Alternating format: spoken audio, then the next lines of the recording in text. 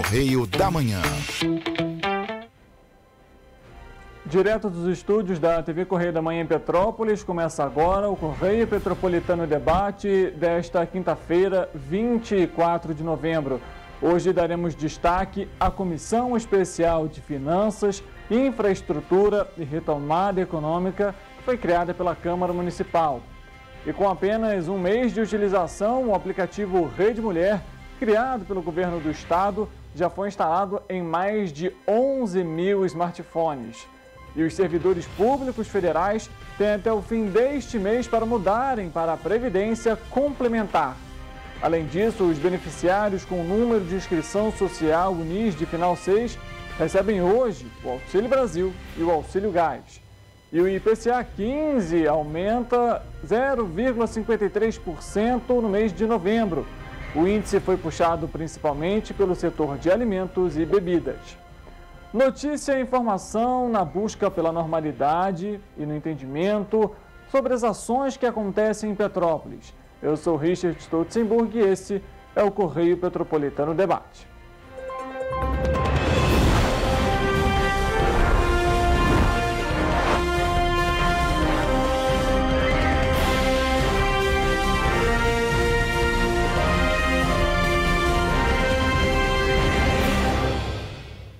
Olá, muito boa tarde para você, começando mais uma edição do Correio Petropolitano Debate. Mas antes de mais nada, eu pergunto se você já separou a sua blusa para o jogo de hoje. Brasil e Sérvia se enfrentam às 4 horas da tarde pelo horário de Brasília. Então vamos juntos torcer pela nossa seleção brasileira. Se reúne aí com a sua família, prepara aquele lanche bacana. E vamos fazer o seguinte, inclusive, para você que está nos acompanhando, comenta pelo nosso Facebook qual será o resultado do jogo de hoje e se o Brasil será o campeão da Copa do Mundo de 2022, levando aí o hexacampeonato. Quero ver se você vai comentar, a gente faz essa interação aqui ao fim desse primeiro bloco. A gente vai mudar de assunto, obviamente, porque a Caixa Econômica Federal vai pagar hoje o Auxílio Brasil para os beneficiários com o número de inscrição social UNIS de final 6. A Caixa Econômica Federal paga hoje, dia 24, a parcela de novembro do Auxílio Brasil aos beneficiários com o número de inscrição social NIS de final 6. Essa é a quarta parcela com valor mínimo de R$ 600, que vai vigorar até dezembro, conforme emenda constitucional promulgada em julho pelo Congresso Nacional. A menos que uma nova proposta de emenda à Constituição, PEC, seja aprovada, o valor mínimo do Auxílio Brasil voltará a R$ 400 em janeiro. No último dia 16, o vice-presidente eleito Geraldo Alckmin entregou o PEC ao Congresso, prevendo exceção de R$ 175 bilhões no teto federal de gastos, que permitiria a manutenção do valor em R$ 600 e o pagamento de R$ 150 extras a famílias com crianças de até 6 anos. O programa voltaria a se chamar Bolsa Família. A emenda constitucional aprovada em julho liberou a inclusão de 2,2 milhões de famílias no Auxílio Brasil. Com isso, o total de beneficiários subiu para 20,2 milhões neste semestre. Tradicionalmente, as datas do Auxílio Brasil seguem o modelo do Bolsa Família, que pagava nos 10 últimos dias úteis do mês. O beneficiário poderá consultar informações sobre as datas de pagamento, valor do benefício, composição das parcelas em 2 aplicativos: Auxílio Brasil, desenvolvido para o Programa Social, e Caixa Tem, usado para acompanhar as contas poupanças digitais do banco. Para você que faz aí o seu saque geralmente no banco, na agência bancária, fique atento aos horários por conta inclusive dos jogos.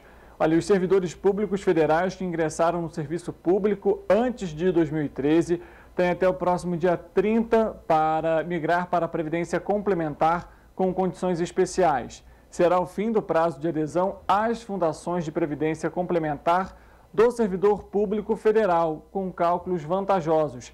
A migração especial foi autorizada pela Lei 14.463 no início de outubro e foi sancionada pelo presidente da República no dia 31. A lei nasceu da medida provisória 1119 desse ano, que foi editada a pedido dos sindicatos e entidades representativas dos servidores após a reforma da Previdência de 2019. A partir de quinta-feira, ou seja, do próximo dia 1º, a mudança de regime perderá as condições extraordinárias. Então, é necessário ter essa atenção. Em outubro, 67,8% dos reajustes salariais negociados ficaram acima da inflação, mostra o boletim Salariômetro do Mercado de Trabalho e Negociações Coletivas, que foi divulgado mensalmente pela Fundação Instituto de Pesquisas Econômicas, a FIPE. Segundo a Fundação, de 2021 para 2022, percebe-se um movimento de reajustes acima do Índice Nacional de Preços ao Consumidor, INPC. O reajuste mediano ficou em 8,1%, calculado a partir da análise de 283 instrumentos que tiveram correção. O piso mediano em outubro foi de R$ 1.518. O INPC acumulado nos últimos 12 meses é de 7,2%. O salariômetro mostra também que 16,6% das negociações garantiram reajuste igual ao INPC e 15,5% dos instrumentos analisados ficaram abaixo da inflação. Entre os dados divulgados, a FIPE apresenta também uma prévia do salariômetro de novembro. A previsão é que o reajuste médio fique em 7,3%, sendo que 62,8% das negociações devem ficar acima do INPC. Até o fechamento do boletim, foram reunidos 43 instrumentos para o cálculo da prévia. Nesse sentido, os resultados preliminares podem se alterar com as informações agregadas. Para a database de outubro, a inflação deve ficar em 6,5%. De janeiro a outubro, o setor que teve o maior reajuste mediano real por atividade foi a indústria de joalheria, com 8 instrumentos e índice de 0,76% acima da inflação. Em seguida, está o setor de vigilância e segurança privada, com 0,26% de ganho real. Na outra ponta da lista estão as empresas jornalísticas, que no ano tiveram um índice de reajuste mediano real de 3,52%, abaixo da inflação. O penúltimo da lista é o setor de radiodifusão e televisão, com 2,41% abaixo da inflação. Mas a gente sabe que, de fato, aí, em relação à renda salarial, o poder de compra do brasileiro caiu muito. E a gente vê isso quando vai às compras no mercado, por exemplo. Uma compra que você fazia há 2, 3 anos atrás, hoje você não consegue fazer com o mesmo valor e levar a mesma quantidade de produtos. E aí, lógico que isso está atrelado a muitas questões em relação à economia, em relação à guerra na Ucrânia, junto com a Rússia também, que impacta principalmente a questão do setor relacionado a trigo. E aí, lógico, aumenta o pão, aumenta a carga, aumenta o diesel, enfim. É uma cadeia completa que, infelizmente, quem paga no final esse valor é o consumidor na hora de realizar as suas compras. E aí a alternativa é aquilo, economizar aqui, deixar de comprar um outro produto com uma qualidade melhor, ou então diminuir a quantidade daquele produto, né? Ter que ali, de alguma forma, equilibrar para conseguir levar as compras necessárias para dentro de casa e, lógico, fazer as suas compras aí, fora aquelas pessoas que, infelizmente, também são impactadas e acabam ficando endividadas por diversas outras questões também.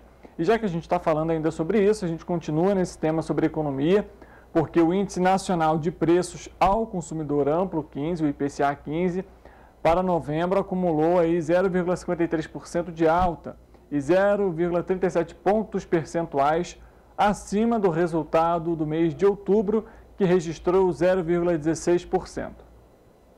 No ano, o IPCA 15 acumula alta de 5,35% e em 12 meses de 6,17%, abaixo dos 6,85% dos 12 meses imediatamente anteriores. Em novembro de 2001, a taxa foi de 1,17%. A exceção de comunicação, que apresentou estabilidade, todos os grupos de produtos e serviços pesquisados tiveram variação positiva em novembro. Os maiores impactos vieram de alimentação e bebidas, com 0,54%, e saúde e cuidados pessoais com 0,91%, ambos com 0,12 pontos percentuais. Na sequência, veio o grupo de transportes, que saiu de queda de 0,64% em outubro para alta de 0,49% em novembro, contribuindo com 0,10 pontos percentuais. A maior variação no índice do mês veio de vestuário, com alta de 1,48%, resultado próximo ao do mês anterior, 1,43%. Vale destacar destacar ainda a alta de 0,48% de habitação, superior a outubro, 0,28%. Os demais grupos ficaram entre 0,05% de educação e 0,54% de artigos de residência. Foi o que a gente, inclusive, acabou de comentar, né? A gente vê aí que o índice de preços, mais uma vez, registrou elevação. A inflação, a gente comentou aqui nessa semana também que sofreu uma alta aí. E a gente, aos poucos, tem visto aí, então, aumento nos preços no mercado, nas prateleiras, nas lojas. Inclusive, a própria gasolina também tem sofrido aí elevação, assim como o etanol. Essa elevação, inclusive, ela é feita pelas próprias distribuidoras e pelos próprios postos de combustíveis, porque a Petrobras não realiza nenhum reajuste desde junho desse ano. Então, está acontecendo aí, de fato, um aumento aí pequeno, mas gradativamente esse pequeno reajuste vai fazendo uma diferença aí muito grande no bolso do consumidor. Para a gente ter uma ideia, a Agência Nacional de Petróleo realizou um levantamento, né? Eles fazem um levantamento semanal e mensal também em relação ao preço dos combustíveis nos postos, e já foi um aumento aí significativo em relação à gasolina e também ao etanol, viu? Foi mais de 4% só do etanol. O diesel, em contrapartida, registrou uma pequena redução no valor do seu custo médio, mas a gente sabe que para todos os motoristas, condutores, para quem trabalha, né, os motoboys, taxistas, que depende de fato ali todo dia daquele transporte do seu veículo, o custo acaba interferindo e muito no final do mês, na hora de fechar as suas contas. Vale lembrar que em Petrópolis, né, é uma das gasolinas mais caras do estado. A gente sabe que a diferença chega em alguns casos a 80, 90 centavos por litro, se você for comparar com outras regiões aqui do Rio de Janeiro, inclusive com a própria capital. Então, é necessário a gente aí ficar atento nessas questões, ficar atento nesses números, entender o porquê desses reajustes, claro, para também saber como cobrar e, lógico, as ações que vamos tomar caso esses números continuem subindo. A gente comentou que a inflação para ano que vem também não deve ser lá tão baixa assim, então, de alguma forma, gera uma preocupação. Mas vamos mudar de assunto, vamos falar agora sobre um tema interessante, importante, porque com apenas um mês de utilização, mais de 11 mil downloads foram realizados pelos usuários do aplicativo Rede Mulher, que foi criado pelo governo do estado.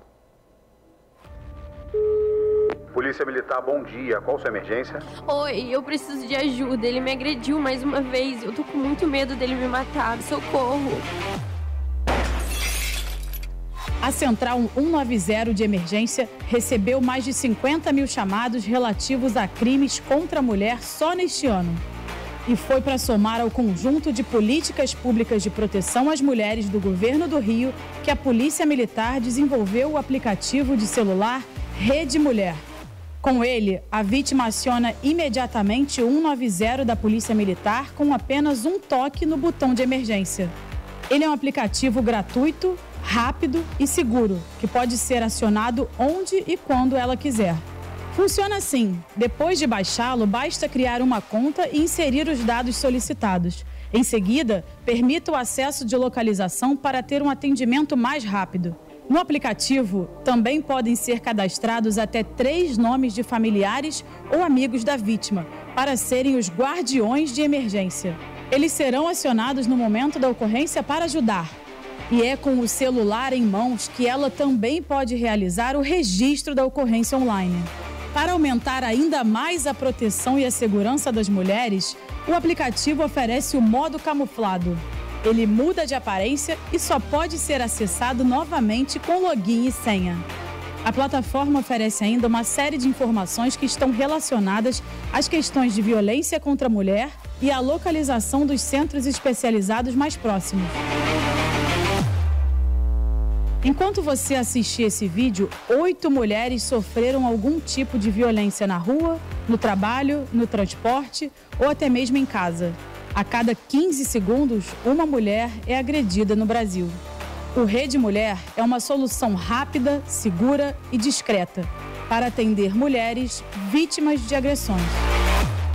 Rede Mulher, proteção na palma da mão.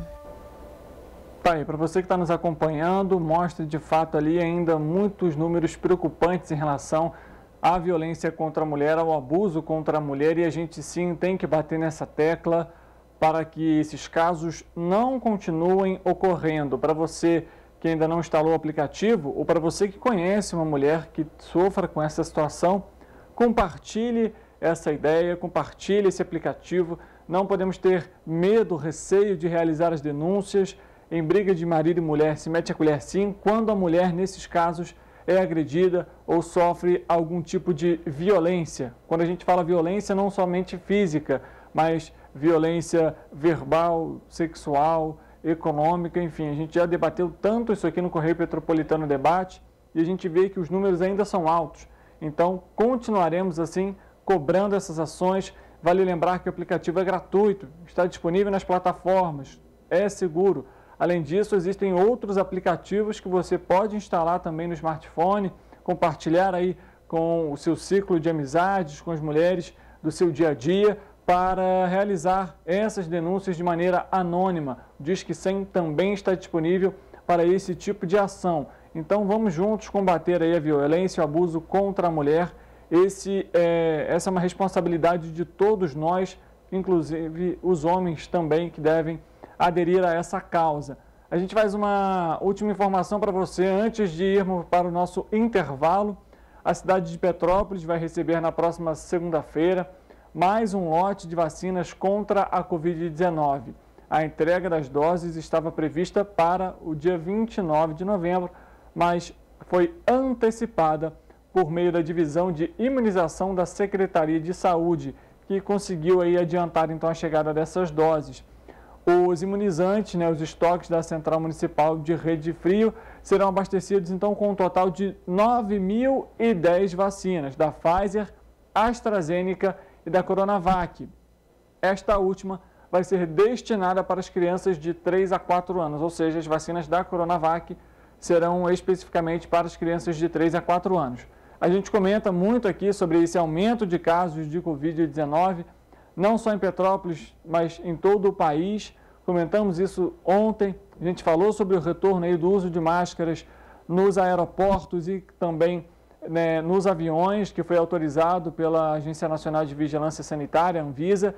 Então, todo cuidado é pouco. Para você que ainda não completou seu ciclo vacinal, vá até um posto de saúde, uma unidade básica de saúde, realize ali a sua vacinação, mantenha a sua caderneta de vacinação em dia, assim juntos vamos vencer mais uma vez essa etapa da Covid-19.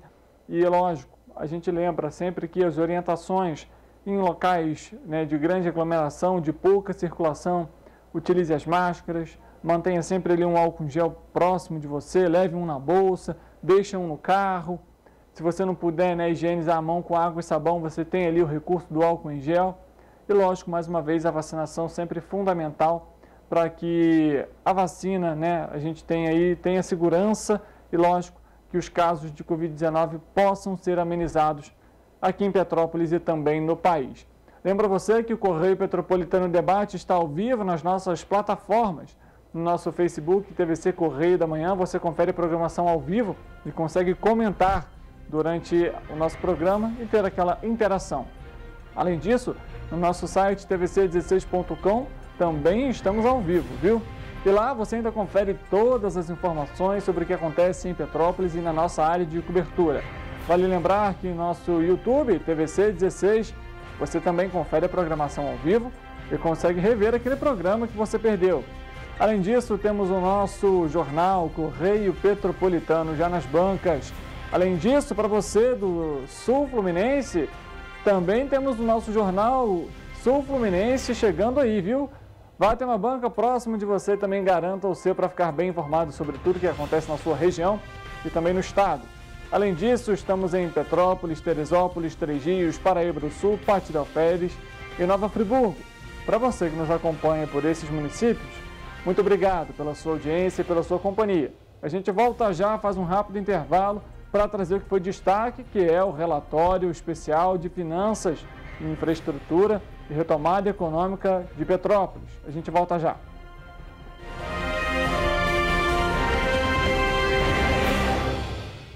Quero escrever a minha história, descobrindo quem eu sou.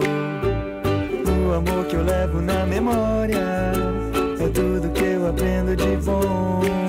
Das pequenas às grandes lições, o amor que eu vivo e aprendo se reflete em ações. Trilhar um bom caminho desde cedo, esse é o segredo. Colégio Bom Jesus. Amor é o nosso jeito de ser e ensinar. Você já pensou sobre o que é ser petropolitano? Ser petropolitano é viver a história e viver na história. É tratar Dom Pedro II e a Princesa Isabel como vizinhos. Ter uma natureza incomparável e ter um ar serrano que os turistas adoram. É também, às vezes, ter todas as estações do ano em um só dia. Ser petropolitano é se emocionar com os corais e marchar com as bandas marciais. É enfrentar o trânsito na subida da serra e reclamar do pedágio. É comemorar os gols e, às vezes, sofrer pelo serrano. Ser petropolitano é ser resiliente, ser solidário. Ser petropolitano é amar esta cidade imperial, na qual nascemos ou escolhemos para viver. Correio Petropolitano, o jornal que tem no seu nome o orgulho de ser petropolitano. Todos os dias em uma banca perto de você.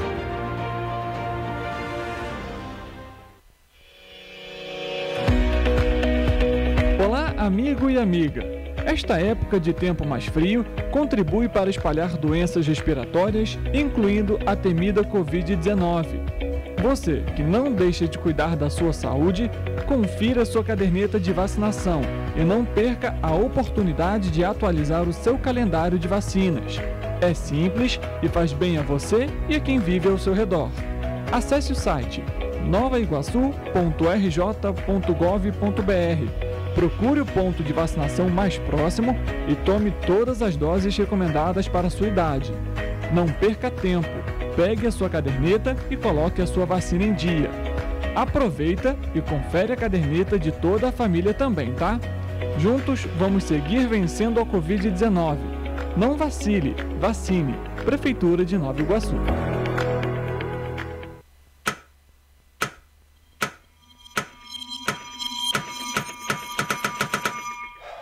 Cara, o que a gente tá fazendo, hein? Vamos falar um segundo sobre a gente? Sim, sobre violência contra a mulher, mas mais sobre a gente. Pensa nas mulheres que você conhece, nas mulheres próximas de você. Colegas de trabalho, vizinhas, amigas, as mulheres da tua família.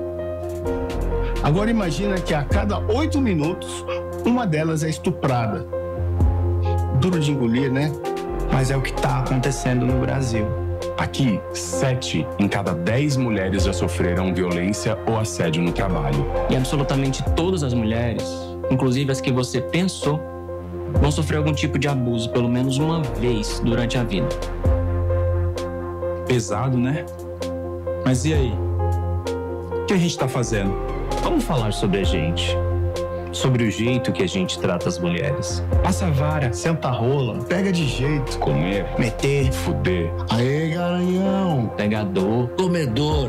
Ensinam pra gente que a mulher é uma coisa a ser conquistada, um prêmio, e que você não deve aceitar um não como resposta. Ela não te dá bola, é porque tá se fazendo de difícil. É só pagar um drink que ela tá na tua, irmão. Manda ver. Ela tá pedindo. Só um beijo. Um beijinho, pô.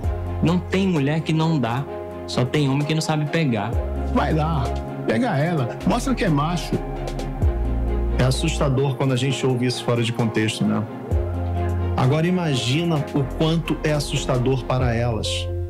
Quantas vezes você já ouviu alguém falar assim? Seja na escola, seja no trabalho, seja na balada, até na sua própria casa. Tá errado. Então, vamos falar sobre a gente? Porque a gente pode mudar essa realidade. Não tem que ser desse jeito. A violência contra a mulher não é um problema da mulher. É um problema nosso. É problema meu. É problema meu. É um problema meu. Meu. Meu. Meu. Meu. Meu. Meu. Meu. Meu. Meu. Meu. É um problema meu.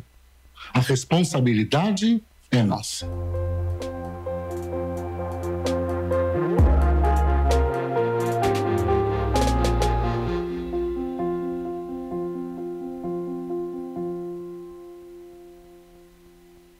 Quero escrever a minha história, descobrindo quem eu sou. O amor que eu levo na memória é tudo que eu aprendo de bom. Das pequenas às grandes lições, o amor que eu vivo e aprendo se reflete em ações. Trilhar um bom caminho desde cedo, esse é o segredo. Colégio Bom Jesus. Amor.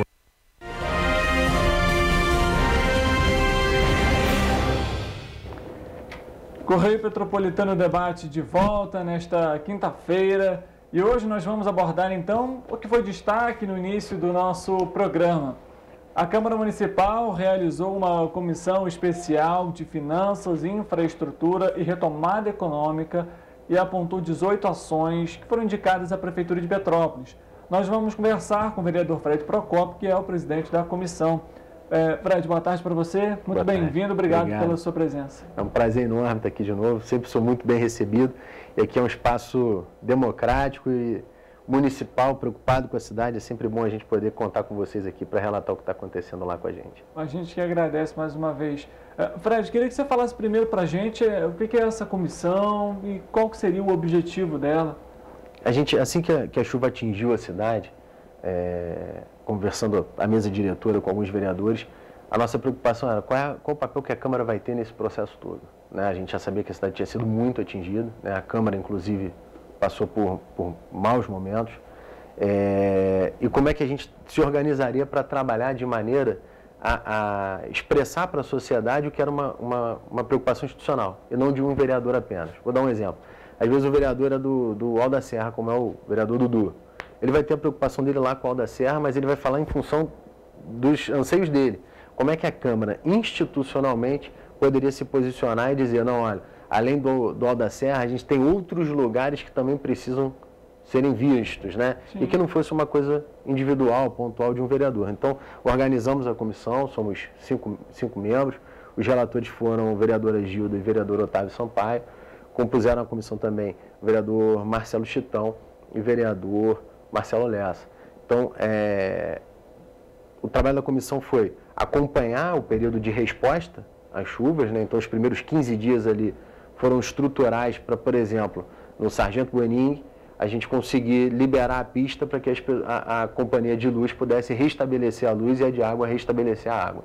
Né? São coisas que, no momento de tragédia, todo mundo pensa no alimento, mas às vezes a pessoa não vai ter nem água para poder cozinhar a cesta básica que ganhou. Então, nós tivemos o apoio de vários jipeiros, motoqueiros, motociclistas, galera que faz trilha, que faz trekking, caminhada. Todo mundo ajudou muito, mas a gente precisava que a Prefeitura, o Estado e a União juntos ali respondessem de forma a restabelecer a vida normal da pessoa, que ela poder tomar banho, ela poder comer, poder cozinhar e passar dessa etapa, a comissão ganha um outro escopo, que é na formulação da política pública que a gente vai adotar para ajudar as pessoas a se reerguerem, né?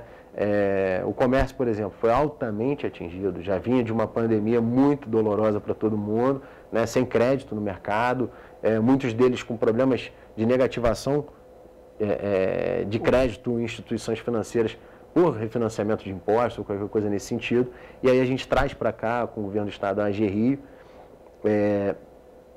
e muitos deles acabavam que tinham uma restrição de crédito que não podiam pegar. Então a gente ainda precisou pensar como é que a gente ajudava ele a deixar de ter a restrição de crédito dele, pensando no microcrédito para isso, e além disso, como é que ele teria acesso a esse crédito da maneira mais desburocratizada possível. Então tudo isso, liberação de fundo de garantia. Quem tinha um fundo de garantia teve a casa atingida, vamos liberar o fundo de garantia. O governo entendeu, conversou com o governo federal e as coisas aconteceram. Então teve esse segundo estágio, que é a gente pensar quais são as medidas que a gente precisa tomar para as pessoas começarem a se reerguer. E aí tinha lá, aluguel social, qual o valor que vai ser, né? Para quantas pessoas isso vai ser abarcado.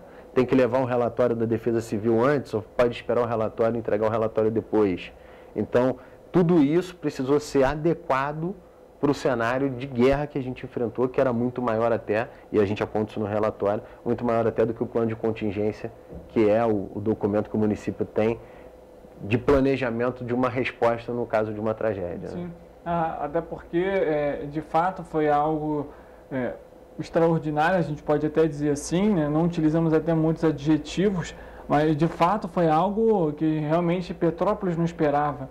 E eu até lembro, inclusive, que um semblante muito marcante para mim, particularmente, ver o vídeo, inclusive da própria Câmara, da praça ali de Visconde de Mauá, com os carros completamente submersos. E você pensar na dimensão da praça e os carros submersos, era muita água de fato. E aí, lógico, a dificuldade muito grande para você levar água, alimento, né, conseguir se locomover na cidade. Foi um momento muito caótico para todo mundo, de fato. E pergunto, Fred, quanto esse relatório ele é gigante, né? E o que tem abordado nele, além dessas outras questões que você comentou? E qual que também foi o papel da Câmara durante esse período? Qual que está sendo o papel atualmente da Câmara em relação a essas ações para a cidade? A gente sabe que muita coisa ainda precisa ser feita. E aí mais para frente a gente comenta até sobre essas outras ações também que foram apontadas no relatório. Assim, a gente viveu um momento muito difícil, né, de uma avaliação social com relação à postura que a Câmara deveria ter, né, e todo mundo esperava uma Câmara extremamente combativa, e a gente, até certo ponto, combateu, mas a gente precisava reconstruir a vida das pessoas. Ajudar nessa reconstrução também era um papel nosso. Não adianta só a gente jogar pedra no Poder Executivo. Como é que a gente participa disso de maneira ativa?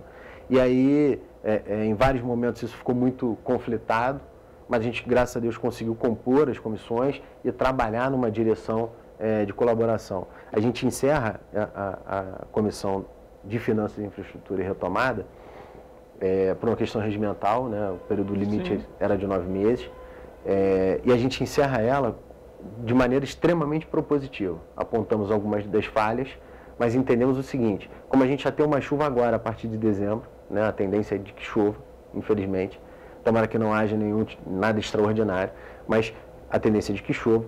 O que a Câmara entende, junto com a sociedade civil, o Ministério Público, Defensoria, o próprio Senado participou muito com a gente, ajudou muito. Já agradeço aqui ao senador Carlos Portinho, que foi quem foi o relator da comissão, o senador Romário, que foi o presidente. Como é que a gente chega agora e o que a gente diz para a sociedade agora e para o governo agora como sendo prioridade? A prioridade é reestruturar os abrigos, né? Acabou que as escolas, mais de 20 escolas ao todo, as crianças já estavam sem aula desde a pandemia, retomam as aulas presenciais ainda de maneira se ambientando, e mais de 20 escolas ficaram fechadas porque deixaram de ser ponto de apoio para virar abrigo. A pessoa deixou de ir para lá no momento da chuva para morar lá durante um período, né? A gente precisava daquilo ali, mas para as próximas chuvas a gente precisa estar melhor preparado. Sim. Então, o ponto de apoio, teve ponto de apoio que foi atingido, seja por alagamento, seja por uma barreira.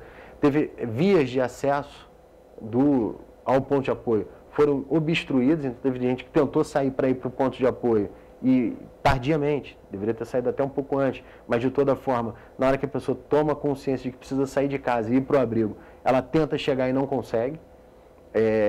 O sistema de sirenes funcionou, mas precisa ser ampliado. A gente precisa de um sistema de alerta que contemple o deficiente auditivo, que contemple o deficiente visual, que contemple todo tipo de deficiência para que a pessoa não fique isolada. Uma pessoa dessa sozinha em casa, num dia desses, à tarde, o que era plenamente factível a gente pensar que pode ter acontecido, ela não saberia jamais que era para ter saído de casa, né? E de repente ficou em casa e veio a falecer.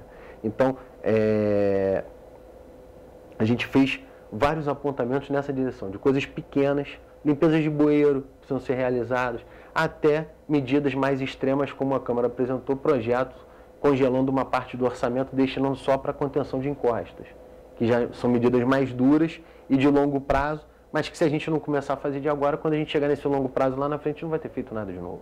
Então, teve questões pequenas, teve questões mais estruturais. Eu tenho apontado muito aqui a importância do concurso para engenheiro, geólogo e biólogo.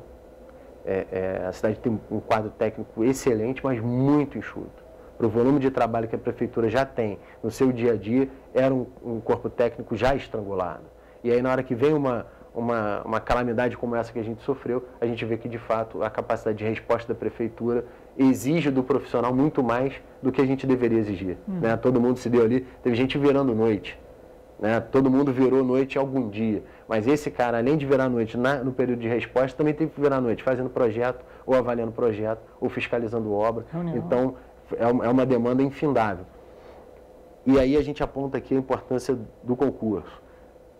Na importância do concurso também está a importância de um piso salarial condizente com a função que eles exercem, né? Não dá para a gente ter esse profissional dividido entre trabalhar um período na prefeitura e ainda ter que fazer projetos em casa na iniciativa privada, para trabalhar para a iniciativa privada. A gente precisa desse cara dedicado full time lá, 100% para o setor público, porque tem muito trabalho. A comissão encerra apontando uma série de questões, mas várias outras ainda estão pendentes, né? A gente viu lá, 95 pontos ainda precisam de obras e ainda não tem o responsável definido. A gente não sabe se vai ser o Estado, o município ou a União.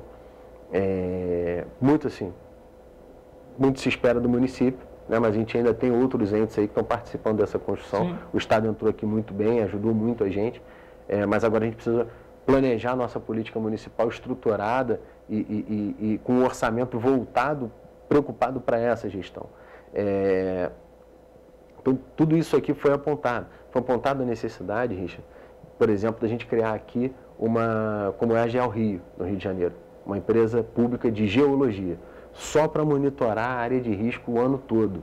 Ela vai ficar passando, vai lá na Estrada da Saudade onde caiu, vai aonde não caiu, mas aí a área de risco está apontada, vai aonde teve uma construção irregular nesse meio tempo que ninguém observou e que tornou aquela área que não era uma área de risco em área de risco. Então, essa ação humana, essa empresa de geologia seria responsável por fazer o monitoramento. Nesse meio tempo, a gente criou o conselho, o governo mandou para a Câmara, eu tive o prazer de ser o relator especial, criamos o Conselho Municipal de Defesa Civil e o Fundo Municipal de Defesa Civil, para que a Defesa Civil tenha recursos próprios, oriundos de outras receitas, que não só do orçamento da Prefeitura, para poder fazer esse monitoramento, esse trabalho ao longo do ano todo. Eu ia até perguntar exatamente isso.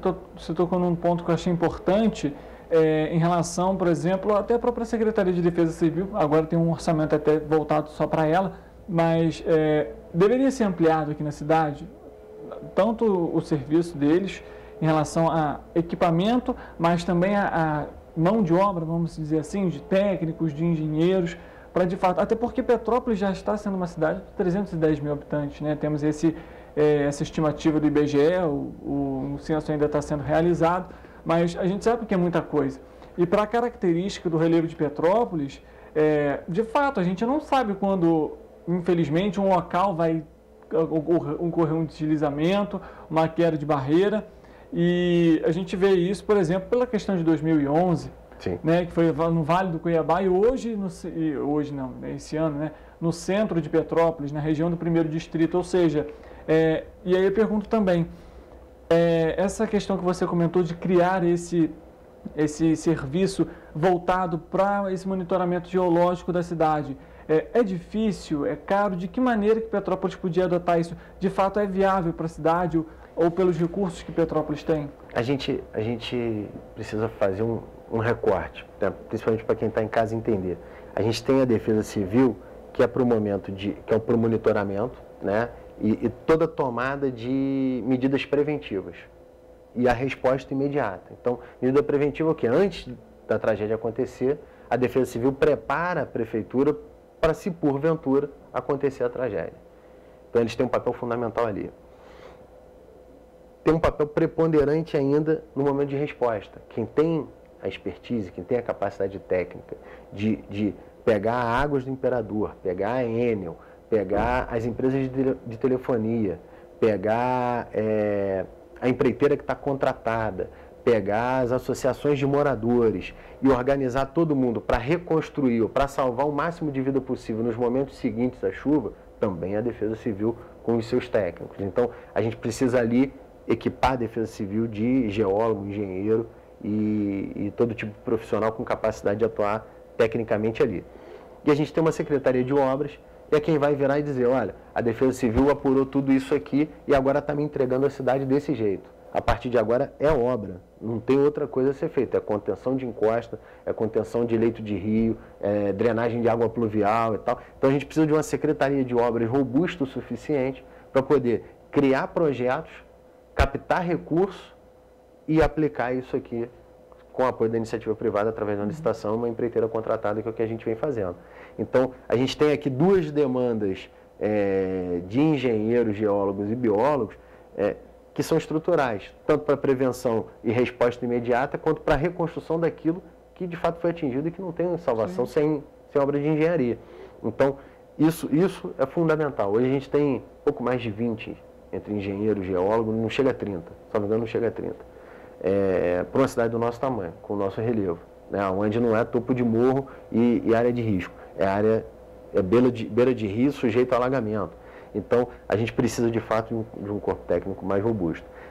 Essa empresa de geologia que a gente pensa para a cidade é pela capilaridade, pela facilidade que ela tem até de formular projeto e captar recursos. A ideia era um pouco essa.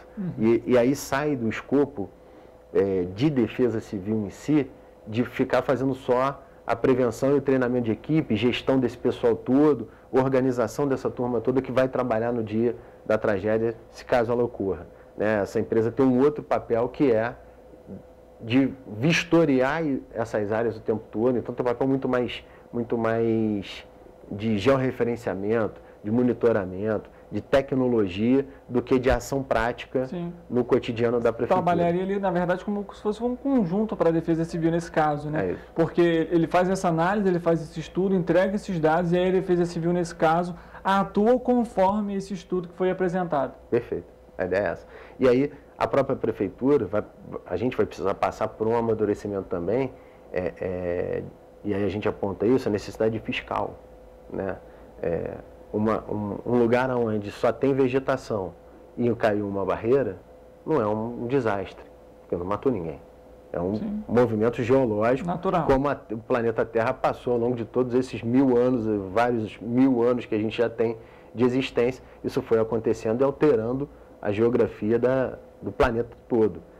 Todo lugar onde tem ação humana, a gente tem um risco de tragédia. Então, onde a pessoa entrou, fez, sem um responsável técnico, sem um engenheiro, sem um estudo prévio e sem autorização da prefeitura, a gente precisa que tenha alguém ali olhando para dizer, porque você que está construindo aqui em cima inocentemente, né, preocupado com a sua família apenas, está colocando em risco a família que está na casa de baixo. Né? E aí a gente precisa que a fiscalização faça esse papel, que a prefeitura tome a rédea disso, né? É uma medida antipática, ninguém quer ser fiscal e ficar indo lá, multar as pessoas, impedir obra, embargar a obra, demolir a obra irregular, mas a prefeitura vai precisar fazer isso para evitar que a gente tenha que passar pelo que a gente passou de, no final de uma chuva, ter 246 corpos para carregar e um monte de parentes chorando, uma cidade inteira, um estado inteiro, um país inteiro de joelhos assistindo uma cena horrorosa como foi a que a gente viveu aqui. Pra você ter uma noção, falou da Praça da Águia ali na Câmara, 2 dias depois da chuva, um funcionário da casa chegou até a varanda para poder olhar para o lado de fora e aí viu que tinha alguma coisa estranha. Quando chegou no chafariz, tinha um corpo lá, 2 dias depois. Então assim, era tanta lama, tanto lixo, tanta desgraça, tanta tragédia, que uma pessoa ficou, né, um corpo ficou ali 2 dias em frente à Câmara, todo mundo passando ali no entorno e ninguém viu. Então a realidade foi muito dura para a gente se preocupar só com popularidade e não tomar as medidas que a gente precisa tomar. Perfeito. A gente vai continuar falando sobre esse tema, vamos comentar ainda sobre essa comissão especial que foi montada, mas a gente faz um rápido intervalo, volta daqui a pouco, é claro, a gente conta com a sua presença.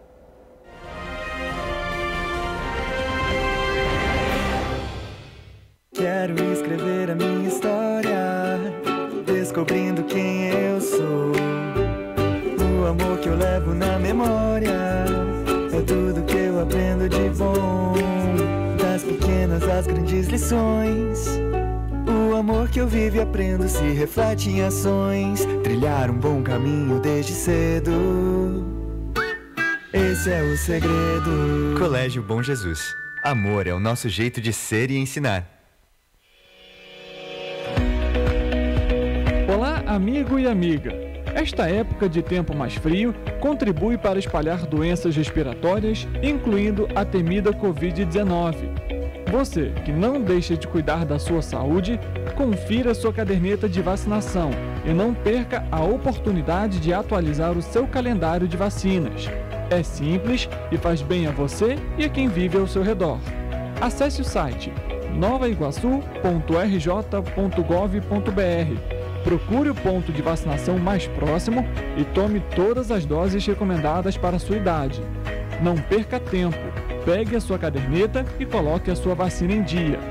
Aproveita e confere a caderneta de toda a família também, tá? Juntos vamos seguir vencendo a Covid-19.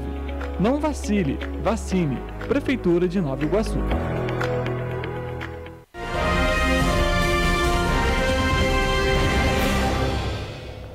Correio Petropolitano Debate de volta. Estamos aqui com o Fred Procópio, vereador da cidade, e que é o presidente da Comissão Especial de Finanças, Infraestrutura e Retomada Econômica de Petrópolis, que foi criada pela Câmara Municipal logo após as tragédias aqui de Petrópolis.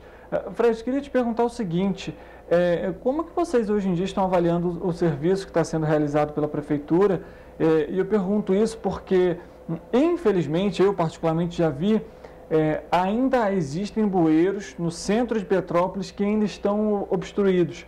Isso em frente à nossa sede, na Praça da Imperatriz, na Rua Nilo Peçanha, e que são aqui no centro. O que me preocupa muito é justamente a chegada das chuvas novamente.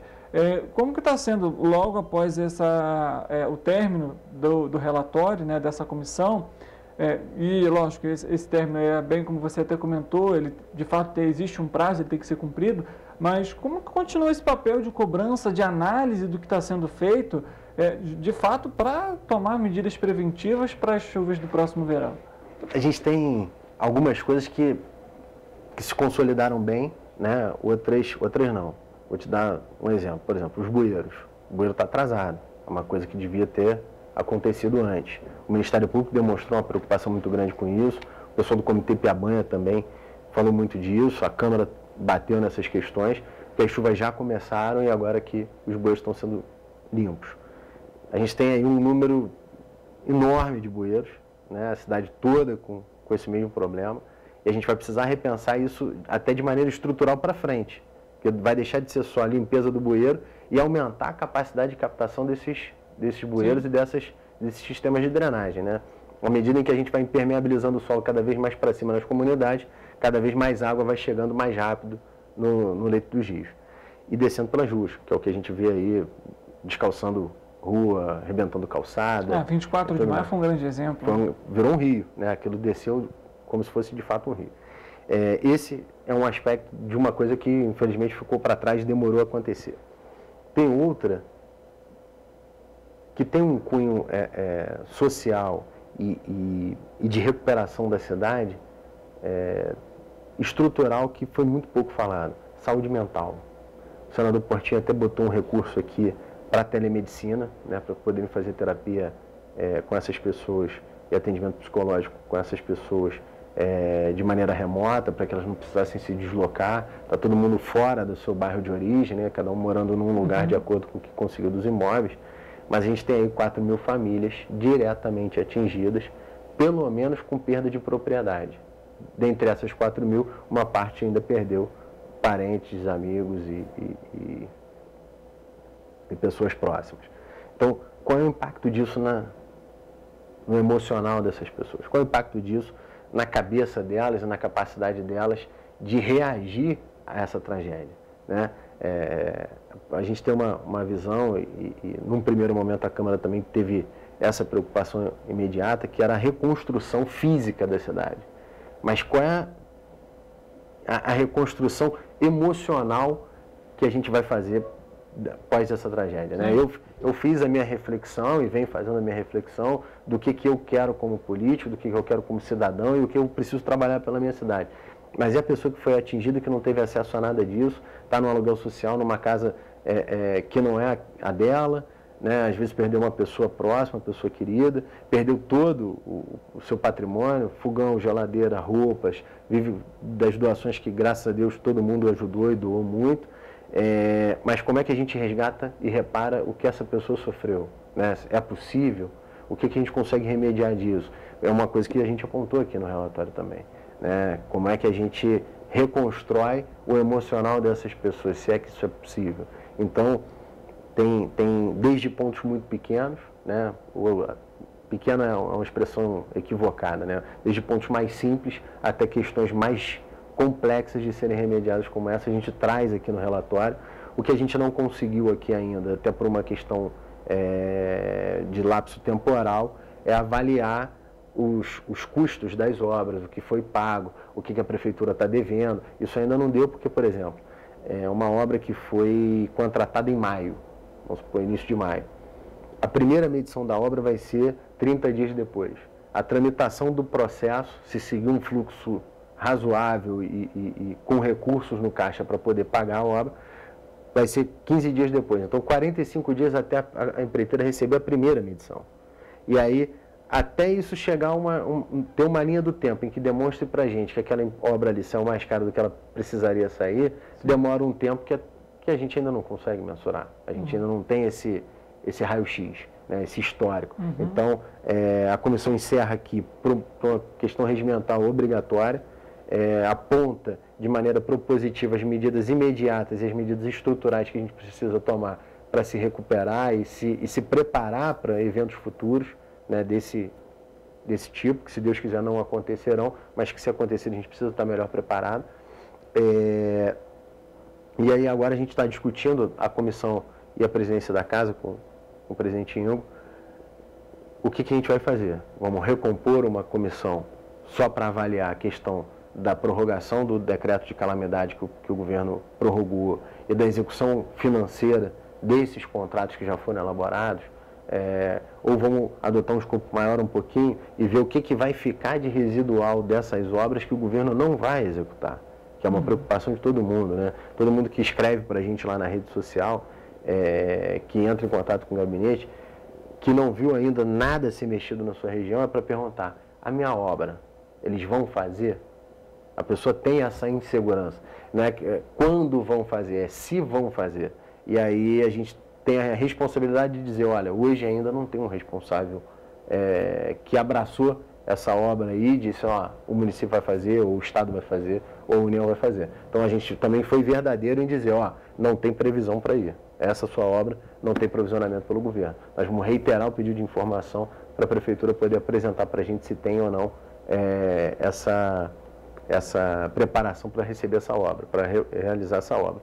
Então, tudo isso está dentro de um documento elaborado em 9 meses, com 1.032 páginas. Um trabalho hercúleo para a gente tentar chegar antes dessas chuvas que começam agora, com o mínimo de diretriz do que a gente precisa fazer. Agora a gente vai precisar sentar e definir. Vamos fazer outra comissão? Não vamos? Vamos dividir a cidade por região e cada vereador vai ficar responsável por um recorte disso aqui? Como é que vai ser o trabalho? Eu gosto mais do trabalho da comissão pelo seguinte, porque quando emite um relatório, é um relatório da comissão. É um relatório que todo mundo leu, escreveu, aprovou, discutiu, corrigiu. E aí, na hora que chego aqui com 1.032 páginas, não são 1.032 páginas minhas, é da Câmara de Vereadores. Os vereadores todos participaram dessa construção. Então, eu gosto mais disso porque fica de maneira institucionalizada, sai da questão partidária, sai da questão ideológica, sai da questão individual e a gente entrega um documento que seja institucional. O que nesse caso é fundamental, né? Independentemente de partido, de coligação, enfim, de viés ideológico, político, o trabalho, nesse caso, da Câmara é, de fato, isso, é fiscalizar, cobrar as ações, de alguma forma ajudar a população nessa retomada, muito complicada, logicamente, mas é de fato isso, nesses casos, se preocupar com a população, com o petropolitano. E a gente vê essa questão, você até que se comentou, de às vezes receber uma mensagem, a gente conversa frequentemente aqui, inclusive com o Marcelo, com a Cristiane, que são moradores lá da Rua Freire, no Morro da Oficina, e eles comentam da aflição de ver o local ainda sem intervenções, eles não têm uma previsão. Então a gente, lógico, fica aqui nessa cobrança, nessa preocupação, e isso com todas as regiões de Petrópolis.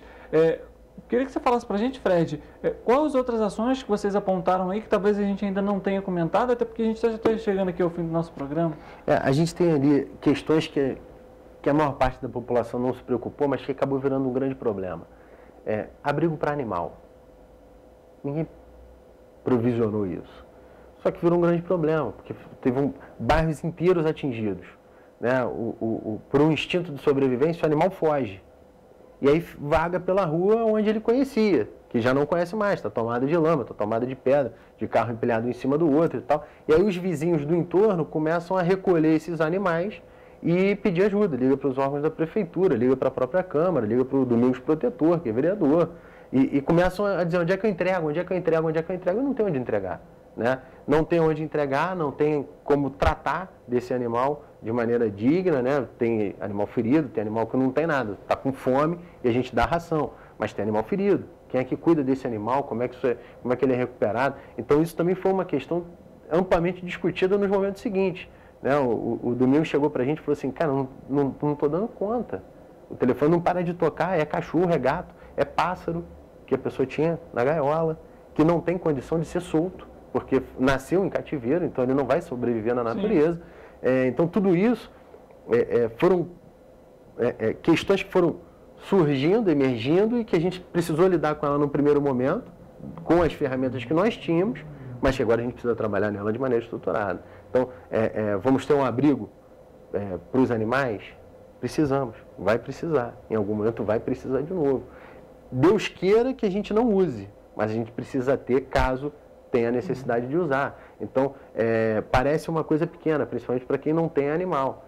Mas você pensa em 200 cachorros, entre cachorro e gato, 200. Sim, do dia para a noite, né? Surgiu agora 200 demandas. Inclui veterinário, inclui alimentação, inclui vacinação, que você não sabe se foi vacinado ou se não foi. E aí não dá para pegar e acumular tudo isso num lugar, como se fosse um móvel velho. Então, como é que a gente vai cuidar deles? Então, isso aí, a comissão também se debruçou, e com o apoio lá do Domingos e da vereadora Gilda, que são muito atuantes na causa, a gente conseguiu desenhar um escopo melhor do que a cidade precisa.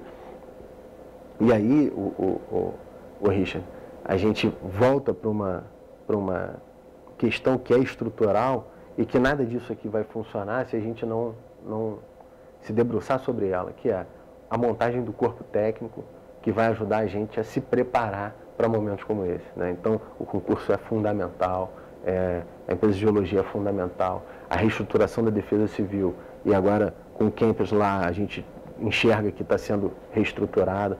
Tem como secretário de governo... Você tem o campus, desculpa até te interromper, mas ter o Gil, por exemplo, que era bombeiro, então ele conhece esse tipo de trabalho, esses tipos de ações, de alguma forma traz um olhar mais ampliado sobre até como a secretaria deve agir. Né? Sim, tem o Rafael Simão, que é secretário de governo, né, está numa função muito mais política do que técnica, mas que tem todo um aparato do próprio Corpo de Bombeiros e que no momento da crise teve ali o papel preponderante de comandar ali aquele gabinete de crise do lado do campus. E os dois ali bateram bola juntos e foi o que a gente pôde se ancorar ali e se amparar. Então, a gente volta para essa constituição desse corpo técnico, dessa reestruturação da Defesa Civil, agora com fundo municipal, e aí a Câmara agora tem emenda impositiva ao orçamento, os vereadores foram lá, cada um botou um pedaço dessa emenda lá, para a gente tentar botar pelo menos nesse primeiro momento R$1 milhão lá dentro da Defesa Civil, a gente vai ver se chega a esse número, para ela já começar o ano que vem com um orçamento que ela nunca teve, dado pela Câmara, fora o que vai gerar de licença de obra, que metade desse licenciamento vai para o Fundo de Defesa Civil, e eles estimam aí alguma coisa próxima de R$1,5 milhão também por ano.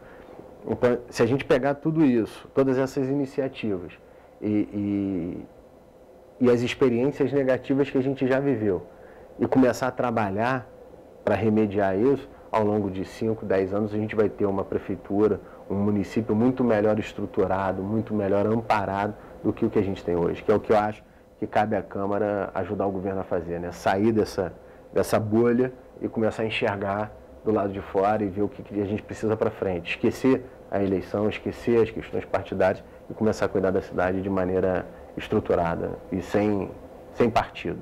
Perfeito. Fred, obrigado pela presença aqui, pela conversa. Passou muito rápido, ainda tinha muita questão para falar, mas a gente volta numa próxima oportunidade. Com o maior prazer, com o maior prazer. Valeu, obrigado. Bora você que está nos acompanhando, muito obrigado também pela sua audiência, pela sua companhia. E é claro, a gente volta amanhã, à 13h, a gente tem um encontro marcado. Até lá.